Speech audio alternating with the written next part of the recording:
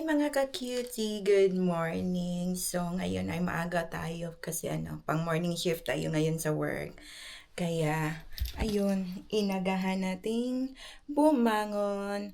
Ano na ngayon, 6:30 na in the morning. So let's go, samahan niyo ako. Hala, ano pala, ang dilim pala. Napakaaga ngayon mga ka-cutie.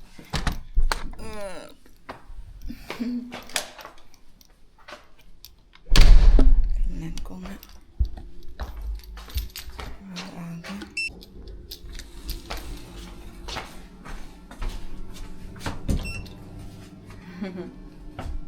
Inaantok pa ako ngayon. Ewan ko, nakatulog naman ako ng 8 hours kagabi. Tinatamad kasi ako pagka morning eh. Ang hirap bumangon.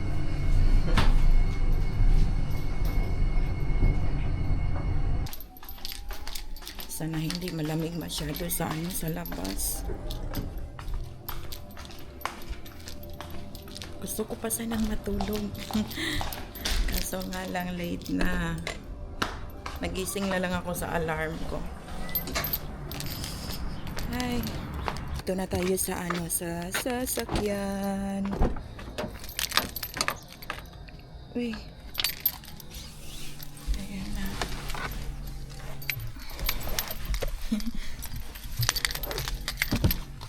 Labanan talaga ang Hello, I'm back. So, dito na tayo sa work ko.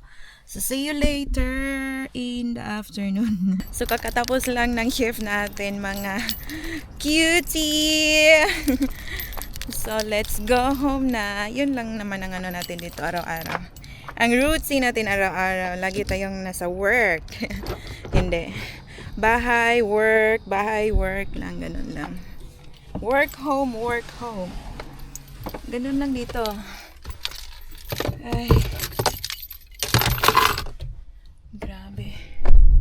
8 hours ang shift natin ngayon mga ka-cutie. Kaya, ayun, hindi naman ako masyadong napagod kasi, active naman yung mga mga kasama ko. Kaya, ayun. Let's go home na kasi alas 3 na dito ng hapon. I am here. So, dito na tayo sa parking. Ayun. Let's go home na. Tawid na tayo. Mag-alas 4 na dito mga kitty. Ayan. May ipapakita ako sa inyo. Tingnan nyo yung apple. So, ang dami. Kita nyo? Ayan.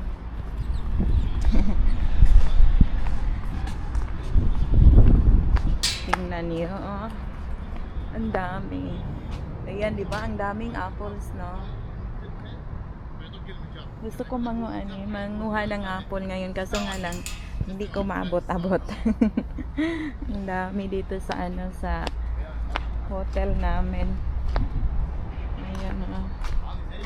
Tapos para siyang tingnan nyo, para siyang African Daisy. Ang daming mga dito, mga halaman.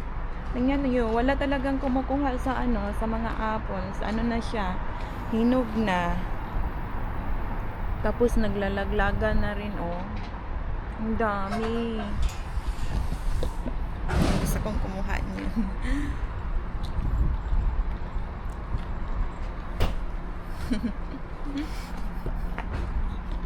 Ayan, pasok na lang tayo. Pasok na tayo. Ayan. Dito na tayo mga ka-cutie. Ayan, gusto kong ngayon, maglaba ngayon kasi medyo kasi ako kahapon, nagluto ako dito sa sa loob ng studio ko, tapos parang mga amoy-amoy na anong tawag dito? Mga amoy-amoy na fried chicken yung ko, yung mga blankets. Ayan, oh. Ito pa. So, I'm here. Nasa loob ng bahay ko. Kaya, magbihis muna ako mga cutie. So, let's go mga cutie sa laundry room kasi naglaba tayo kanina. Iano na natin. Okay na yon. Patuyuin na natin. Ilagay na natin ilagay na natin yan sa dryer. Hala, time na eh. Anong oras na ba? Magfa 5 na. Hanggang 5 lang kasi yung natin, laundry natin. Baka kuhanin pa ng iba yun. Idabog ba? Hala, ang tagal. Yun bang nagmamadali ka tapos gusto mo nang bitbitin kasi takot ka na. Ayun, time na. Ayan, dito na tayo.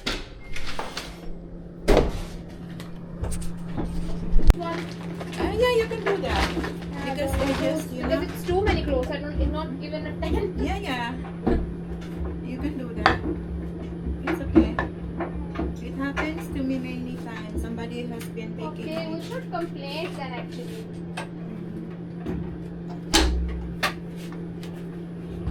This should respect others' time. What is your story, Amanda?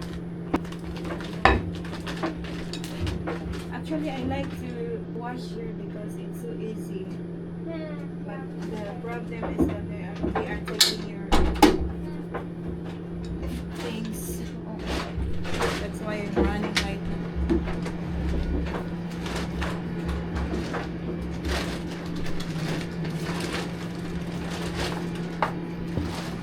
So here, dito tayo malang ng ating mga clothes ngayon guys kasi walang maganti sa dryer. Ang daming mga dito. Ang daming mga dito. Inahang na clothes guys. So dito tayo. Hindi ko na muna kayo dalhin dito kasi ang init. Nagmamadali ako eh. Sobrang init. Napakainit. Ayun na yung mga natin, mga ka-cutie, oh. Yung white, yun ang mga natin, mga damit natin lahat. Ayun. Buti na lang walang kumuha sa mga damit ko dito ngayon. Kasi sabi ng babae kinuha ginamit daw yung niya, yung time niya. Kaya nag-alit siya sa mga dami kasing naka-laundry dito ngayon. Ayun, kinuha niya yung laundry ng iba. Pinalitan niya sa kanya. Walang vacant na walang vacant na elevator. Yan. Grabe yung natin. Uy, lips natin pulang-pula. Bigay ito ng ng kaibigan ko ba. Sabi niya, mo nga yan, i-try mo nga to, Hans. Ayun. Tinatry ko din.